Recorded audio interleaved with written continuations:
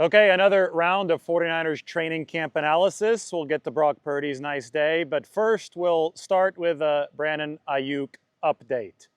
Again, the accurate update on the Brandon Aiyuk situation is that there is nothing substantive out there. We're in that same holding pattern, and it's okay to be in that holding pattern. The deadline for further movement is still quite a ways away. I would say closer to the middle of August, and that's just a fuzzy deadline. 49ers at some point would love Brandon Aiyuk to be on the field to work on his rapport with Brock Purdy. And then, of course, you've got a much harder deadline around week 1, which is still over a month away. But the rumor mill is going crazy. As I said the other day, be careful where you get your news from. Because just 2 days ago, people were excitedly chomping at the bit saying, Brandon Aiyuk is about to re-sign with the 49ers based on nothing substantive at all. And now you've got multiple outlets, people I never heard of online saying he's about to be traded. And that's not really based on anything substantive at all. Listen, it's the NFL.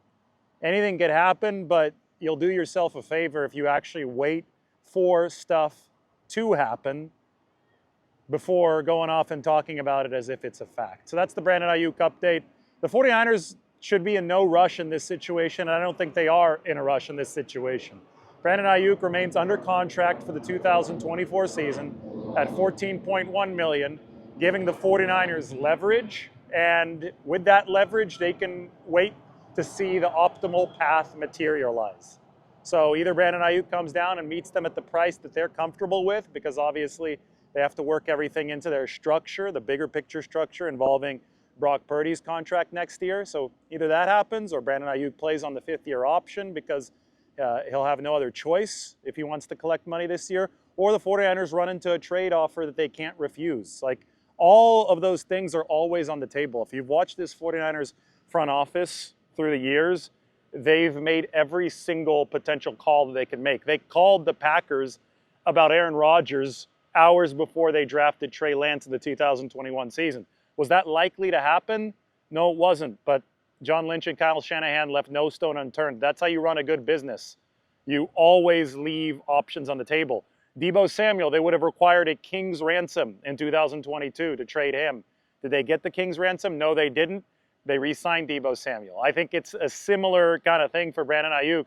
Unless you get a king's ransom that can improve you this season, which means a player, probably a receiver, that would be able to fill most of that void for Brandon Aiyuk. Unless you get that, it doesn't make a whole lot of sense for the 49ers, who are working hard at training camp right now. So let's go to that camp report.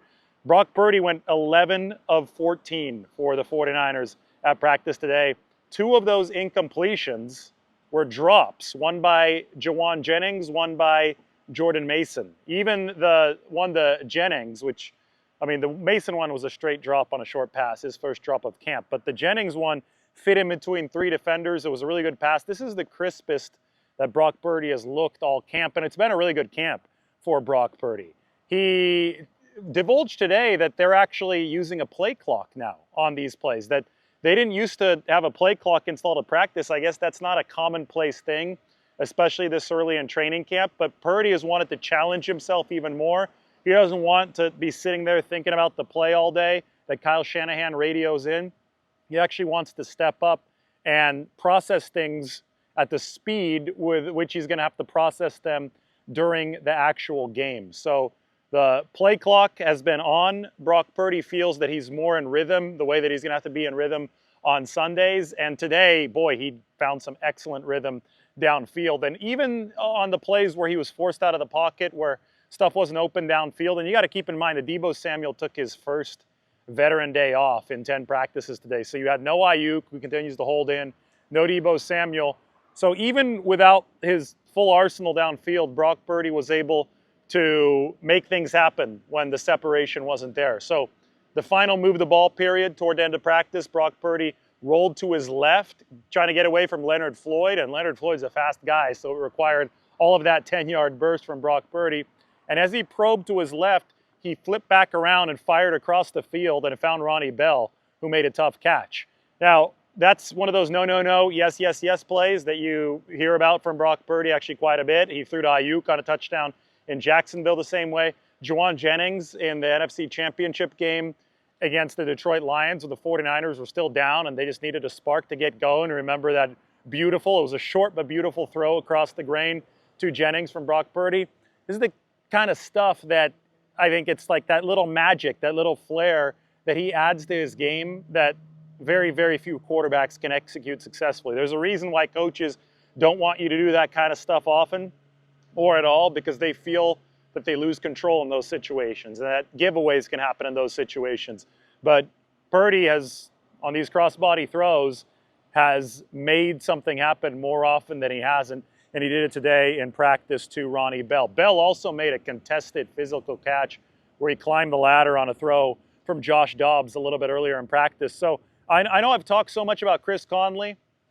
Purdy has really, really good rapport with Chris Conley. I know that I've talked a lot about Trent Taylor, who's also having a good camp, and we discussed that sixth and final wide receiver spot, presumably if the 49ers only decide to take 6.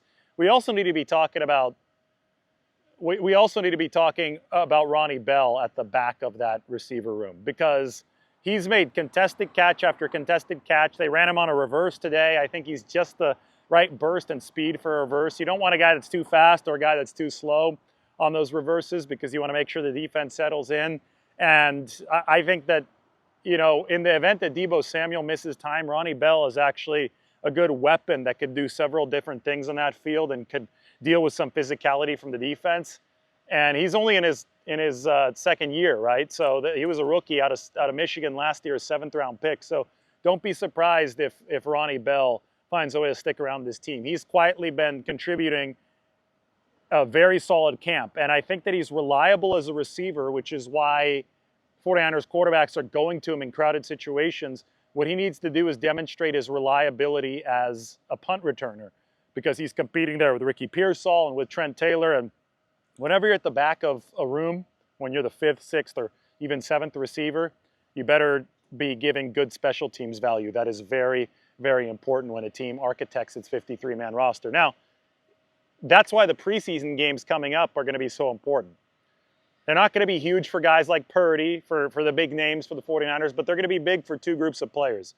For the young guys who are just trying to make names for themselves, and for specifically running backs who cannot break tackles in practice because there is no tackling to the ground in practice. So somebody like Cody Schrader, cannot wait to see him. The undrafted rookie running back, can't wait to see him in Tennessee less than a week from now when the 49ers play the Titans. But somebody like Ronnie Bell, I can't wait to see how he handles punt returns, how comfortable he looks back there in the actual preseason games, because it's impossible to simulate that in these training camp practices when there isn't real hitting and real tackling to the ground. It's really tough to field a punt, but we'll see how much Ronnie Bell has improved next week. So those 2 groups of players, the guys on the bubble, right? Or even guys who are fighting for starting spots, and slightly more obscure starting spots, though, like the 3rd linebacker. D. Winters and Jalen Graham got some time today as the 49ers' 3rd linebackers in the final drive because Demetrius Flanagan-Foles was out of practice. So those 2 second-year guys, they're trying for that linebacker 3 spot.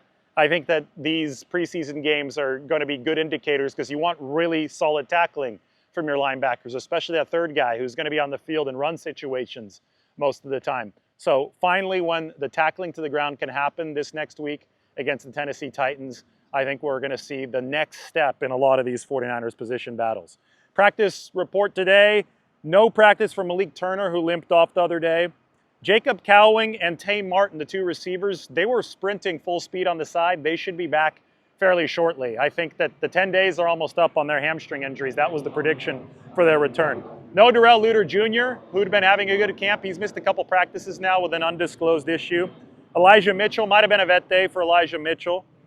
No Isaac Guerrero, who's out for a few weeks with a hamstring. Logan Thomas also out with a hamstring, the tight end, not practicing. I mentioned no Demetrius Flanagan-Foles. That opened the door for Winters and Graham. No Sam Okeanunu. I do not have a good grasp on pronouncing that name. They call him Sam-O. He's a veteran defensive end that the 49ers have. He's like the 5th guy in the rotation right now. He did not practice today. No Ben Barch, no Burford, and no Pat Elflein. the new acquisition who strained his calf in his first practice. All right, that's your 49ers camp analysis, and I guess that Brandon Aiyuk update, since we're compelled to give one here from the helmet. We'll talk to everybody very soon.